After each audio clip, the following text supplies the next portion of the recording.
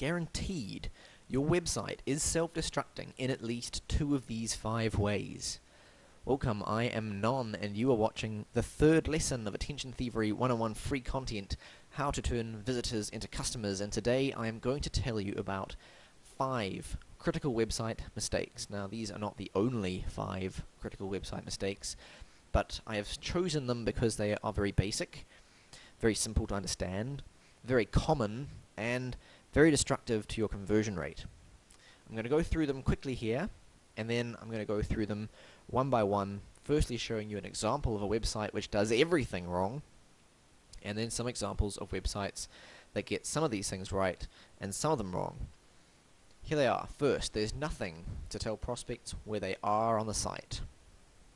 2. Headline doesn't convey value or doesn't exist. 3. Body copy talks about you or doesn't exist. 4.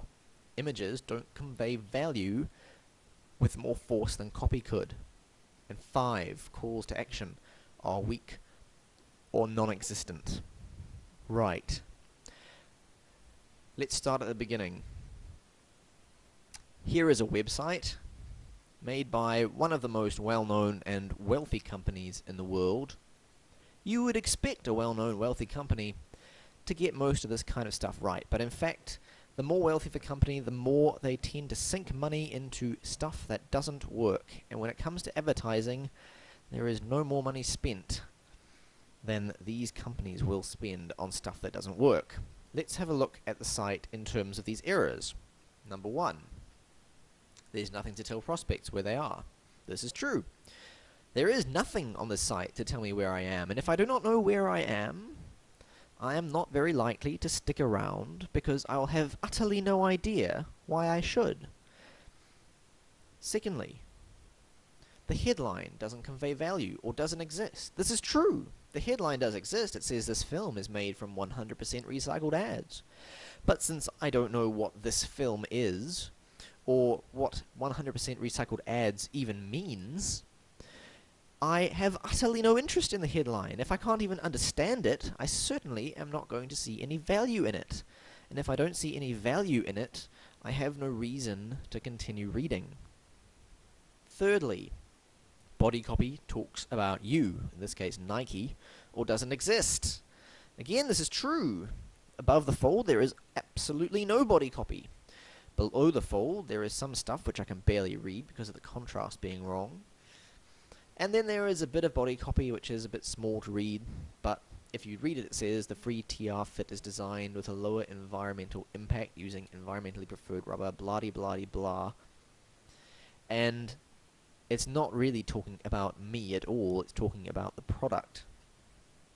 In either event, I probably haven't got down here to read it because the headline is so useless.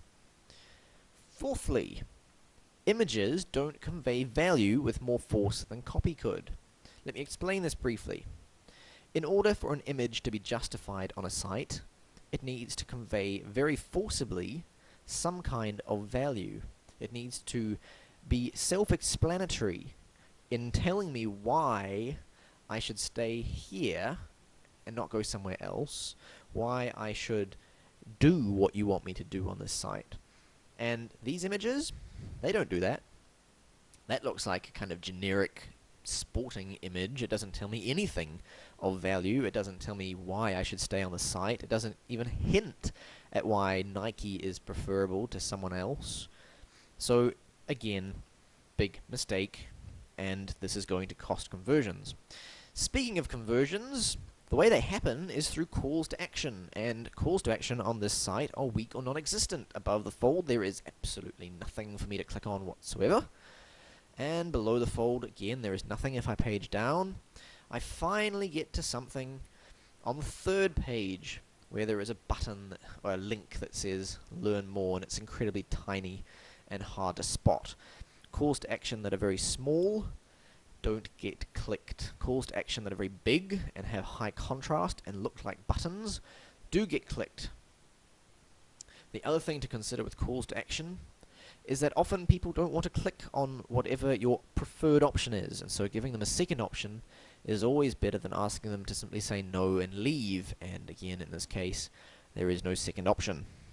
Alright, so we've taken some fairly severe piss out of this particular site, and I think with good reason.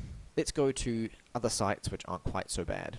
Firstly, let's solve the problem of nothing to tell prospects where they are. Here is a site that does have something to tell prospects where they are. It says, we build websites, and by websites we mean sites, apps, mobile, and all things interactive. It would be difficult to explain any more simply what this company does, and so when I come to this website, I certainly have a very clear idea of where I am. That's good. However, remember point 2. Headline doesn't convey value or doesn't exist. Well, in this case, it's kind of a mixture of both, because the headline in reality is a tagline. So if it's a tagline, there is no headline. And if it's a headline, it doesn't convey value. When you're a company among millions who build websites, saying, we build websites, conveys literally no value whatsoever. You need to say a little bit more about why your websites are preferable in the mind of your prospect to others. And talking about web standards and how they're pretty and so on, that's not really the best approach to take either, because what your prospects are interested in is making money online, just like you. Typically, talking about return on investment and that kind of thing works better. Alright, how about a website that does do headlines right? 37 signals, making collaboration productive and enjoyable for people every day. Now, you could argue about this being a tagline as well. I think that a separate tagline couldn't go amiss, but let's look at the headline for now. Are you interested in collaboration? If you aren't, you might as well leave, because collaboration is what 37 Signals does. If you are interested in collaboration, are you interested in being productive and enjoyable, and enjoying the collaboration itself? If you're not, you might as well leave, because 37 Signals hasn't got anything for you, but the chances are very high that you are. You want to be both productive and enjoy doing it.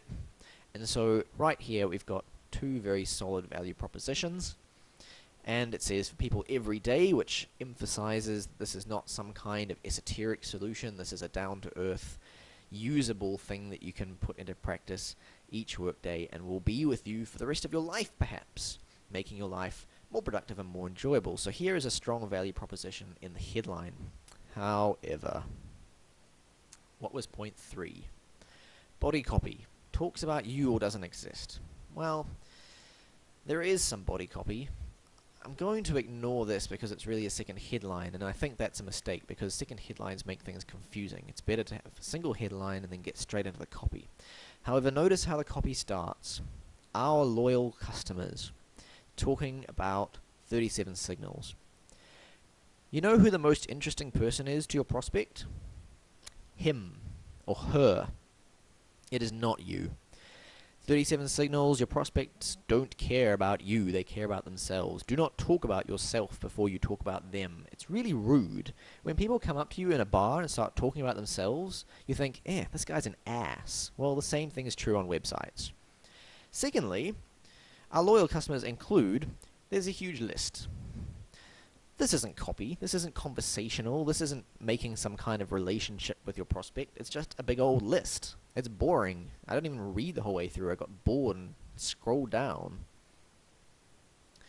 The world's most popular brands depend on our products. Again, talking about us. We built the company that we'd want to do business with. We hope you do too. Finally, they're talking about me. And here we come with a list. I think this list is probably alright, but they could really have done with some better copy higher up. So it's probably a little bit too little, a little bit too late.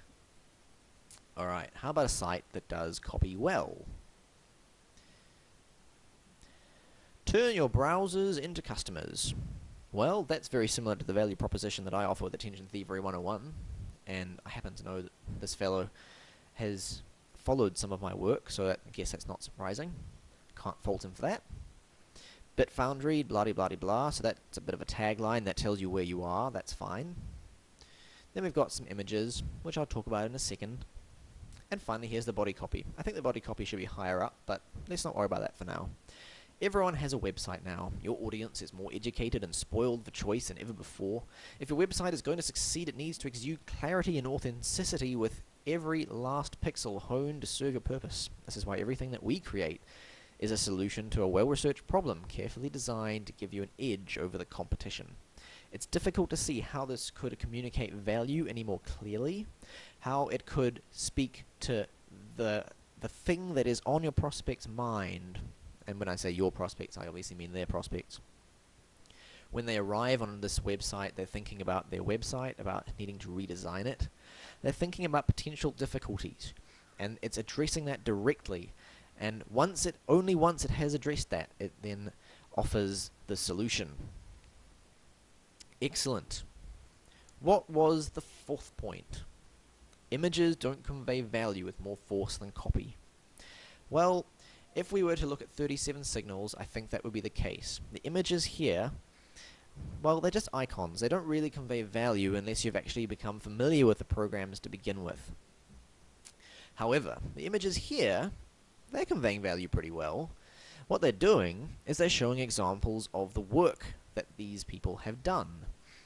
It's very difficult to explain with copy how good your work is, how it looks, how it feels, how effective it is. You can give case studies, but case studies take a lot of time to read. An image is very quick to understand. Moreover, prospects are obviously going to want to know straight up whether the kinds of sites that you design are the kinds of sites that they will want to have on their own website. Is this design going to work for me, or is the style just wrong? So these images are communicating value very forcibly. That's excellent. However, fifth point, calls to action are weak or non-existent. Now, an important thing about calls to action is there should be at least one above the fold. And I'm not a big proponent of the fold. In fact, I think the fold is a bit of a myth. But when it comes to calls to action, it's something that people look for. They want to see, what can I click on here? Where else can I go? And in this regard, we don't have anything. These look like they might be clickable, but they aren't.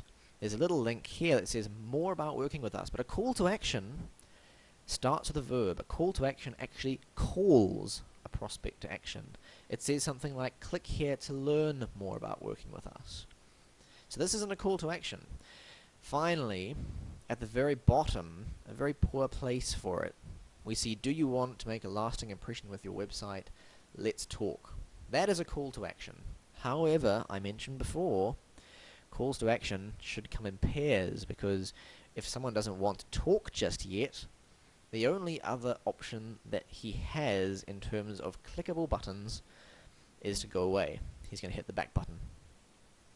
If you gave him a secondary option, for example, if you turned this into a call to action and moved it further down to be next to Let's Talk, then he would have something that takes less commitment that he can click on and keep on browsing around the site until he's ready to talk. So that's definitely something to consider. Alright, how about a site that does calls to action correctly? Fidelity. Now, I must make a disclaimer, I was very heavily involved in the development of this site, and I'm not trying to be a smart-ass, I simply could not find any other site that did most of the stuff that I'm talking about right, to serve as a good example of all 5 things done more or less right. So, we've got our headline. I would have made it slightly bigger, but this isn't the design that I came up with. Do you wish that there was a company with first-class contractors to help you with everything your agency needs to do on the web, and the legal ability to contract with you immediately without lengthy procurement paperwork? Believe it or not, this is a value proposition which will strongly resonate with Fidelity's customers. I know because I've worked with Fidelity, and they work in small government, or they're a small business working in the government, and lengthy procurement paperwork is a major issue, as are first-class contractors. Great, because we have brilliant web analysts, designers, developers, and managers, blah, blah, blah, blah. It tells you a little bit more, draws you in. It's establishing a connection, and it's talking about prospects straight up front. That's all good. The images convey value when you read the copy with them. So, for example, there's a bit of humor. Can't see your project launch dates from here. There's a kid with a telescope. or smaller, faster, more talented, a guy on a motorcycle jumping over cars. Those are conveying value in a very different, much more visceral kind of way, and with some humor, compared to what you could say just with copy alone. However, the calls to action are the main thing that I want to talk about on this page. And here we've got click here to see our capabilities, or learn more about Fidelity first. Different colors to indicate different weights, and obviously two different options for two different kinds of people who are interested in committing more and committing less. Neither is asking for a significant commitment, and both are presenting options which would be likely to be interesting to the average prospect. Alright. These are 5 of the most basic mistakes that I've talked about here. There are dozens of others. Is your website making them?